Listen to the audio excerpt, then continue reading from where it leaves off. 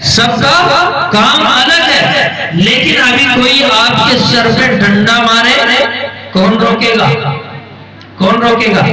ہاتھ۔ کون روکے گا؟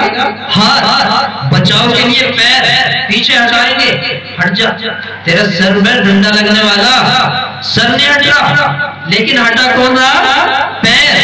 آنکھوں نے مدد کی، بچ جا، تجھے نقصان پہنچنے والا ہے۔ ہاتھ روک رہے، اگر ہاتھ اوپر تک آیا ہاتھوں نے روک لیا، یعنی سارے عزم ساتھ دے رہے، کس کا؟ سر کا۔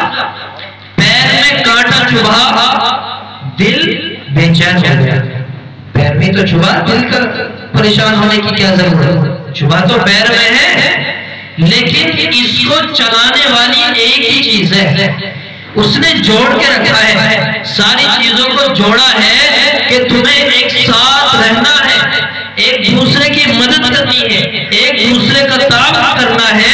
پیر میں کانٹا چبھتا ہے، آنکھیں آنسو بہاتی ہیں، آنکھیں روتی ہیں، دل پریشان، دماغ پریشان، اب کیا کرے، کیسے کرے؟ اس کے حساب دیکھتے ہیں، اب اس کو علاج کیسے کرے؟ کیوں؟ اس لیے کہ اس کو چلا رہی تھی، شریر میں جو دوسری چیز تھی وہ چلا رہی تھی، اب وہ نکل گئی،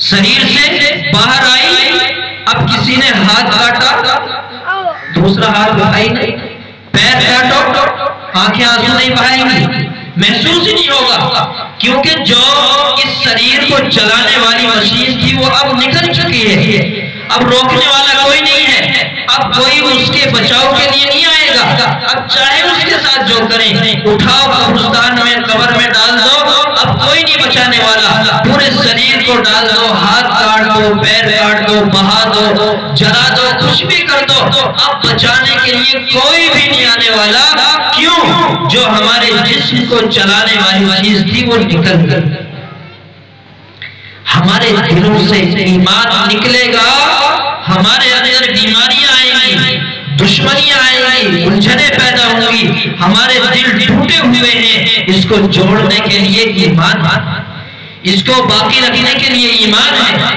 اس کو قائم رکھنے کے لیے اللہ اور اس کے رسول کا ذکر ہے، قرآن کی محبت ہے۔ اگر ہمیں ایک بن کے چلنا ہے تو ہمیں ایک دوسرے کا تعاون کرنا ہے، چاہے وہ اعمال کے ذریعے سے ہو یا ہمیں ذکر کے ذریعے سے ہو یا مالی اعتبار سے ہو، کسی بھی اعتبار سے ہو، اس کا ہمیں تعاون کرنا ہے۔ کیا پڑھا تھا میں نے؟ سلام بول گئے، سلام علی نوح فی العالمین۔